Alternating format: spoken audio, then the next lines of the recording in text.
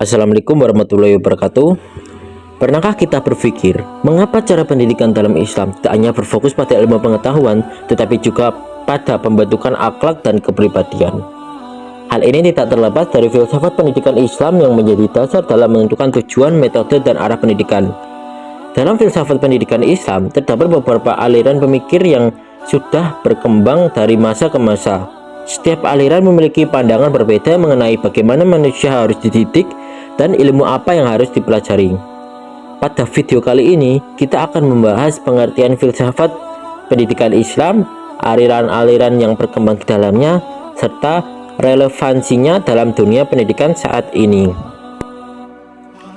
Secara sederhana, filsafat pendidikan Islam adalah pemikiran mendalam tentang pendidikan yang didasarkan pada ajaran Islam. Filsafat pendidikan Islam membahas berbagai pertanyaan penting seperti apa tujuan pendidikan, bagaimana cara mendidik manusia, nilai apa yang harus ditanamkan kepada peserta didik. Dalam Islam, tujuan pendidikan tidak hanya menghasilkan manusia yang cerdas secara intelektual, tetapi juga memiliki keimanan, akhlak mulia, dan tanggung jawab sosial. Oleh karena itu, pendidikan Islam berusaha menyeimbangkan antara kebutuhan dunia dan akhirat. Pendidikan tidak hanya mengembangkan aspek kognitif atau pengetahuan, tetapi juga aspek spiritual, moral, emosional, dan sosial. Aliran pertama adalah aliran konservatif. Aliran ini menekankan pentingnya mempertahankan tradisi keilmuan Islam yang telah diwariskan oleh ulama terdahulu. Menurut aliran ini, ilmu agama harus menjadi prioritas utama dalam pendidikan. Materi yang dipelajari meliputi Al-Quran, hadis, fikih, tauhid, dan akhlak. Tokoh yang sering dikaitkan dengan pemikiran ini adalah Imam Al-Ghazali. Menurut Al-Ghazali, tujuan pendidikan adalah mendekatkan manusia kepada Allah dan membentuk akhlak yang baik. Kelebihan aliran ini adalah mampu menjaga nilai-nilai keagamaan dan membentuk karakter yang kuat.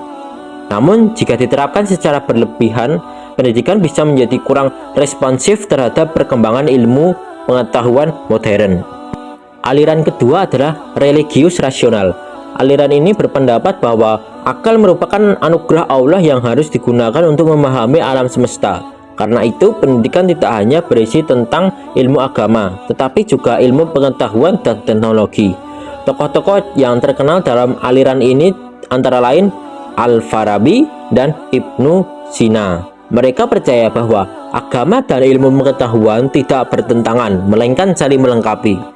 Melalui penggunaan akal yang benar, manusia dapat menemukan berbagai ilmu yang bermanfaat bagi kehidupan.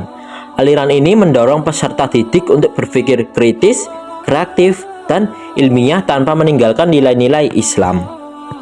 Dan kemudian aliran yang ketiga adalah aliran pragmatis. Aliran pragmatis adalah aliran yang menekankan bahwa pendidikan harus memberikan manfaat nyata bagi kehidupan. Ilmu yang dipelajari harus dapat digunakan untuk memecahkan masalah dan meningkatkan kualitas hidup masyarakat. Dalam pendekatan ini, peserta didik didorong untuk aktif, kreatif, dan mampu menerapkan ilmu yang dipelajarinya. Pembelajaran tidak hanya berupa teori tetapi juga praktik. Contohnya adalah kegiatan proyek, penelitian, kewirausahaan, dan pelatihan keterampilan. Kelebihan aliran ini adalah mampu menghasilkan lulusan yang siap menghadapi tantangan dunia kerja. Namun jika terlalu menekankan aspek praktis, nilai-nilai spiritual dan moral dapat terabaikan. Jika dibandingkan, ketiga aliran tersebut memiliki fokus yang berbeda. Aliran konservatif menekankan pendidikan agama dan pembentukan akhlak.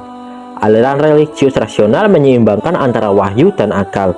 Sedangkan aliran pragmatis lebih menekankan manfaat praktis ilmu dalam kehidupan. Meskipun berbeda, ketiganya memiliki tujuan yang sama, yaitu membentuk manusia yang lebih baik. Di era modern saat ini, pendidikan tidak harus memilih salah satu aliran secara mutlak. Sebaliknya, pendidikan dapat menggabungkan kelebihan dari ketiga aliran tersebut. Nilai agama dari aliran konservatif diperlukan untuk pembentukan karakter. Pemikiran kritis dari aliran religius rasional diperlukan untuk menghadapi perkembangan ilmu pengetahuan. Sedangkan keterampilan praktis dari aliran pragmatis dibutuhkan agar peserta didik mampu berkontribusi dalam kehidupan nyata. Dengan kombinasi tersebut, pendidikan Islam dapat tetap relevan di tengah perkembangan zaman. Dapat disimpulkan bahwa filsafat pendidikan Islam memiliki beberapa aliran utama, yaitu konservatif, religius rasional, dan pragmatis. Masing-masing memiliki karakteristik, kelebihan, dan kekurangan yang berbeda. Namun seluruh aliran tersebut bertujuan untuk membentuk manusia yang beriman, berilmu, berakhlak mulia, dan mampu memberikan manfaat bagi masyarakat. Semoga pembahasan ini dapat menambahkan pemahaman kita mengenai pentingnya filsafat pendidikan Islam dalam dunia pendidikan. Terima kasih telah menyimak. Wassalamualaikum warahmatullahi wabarakatuh.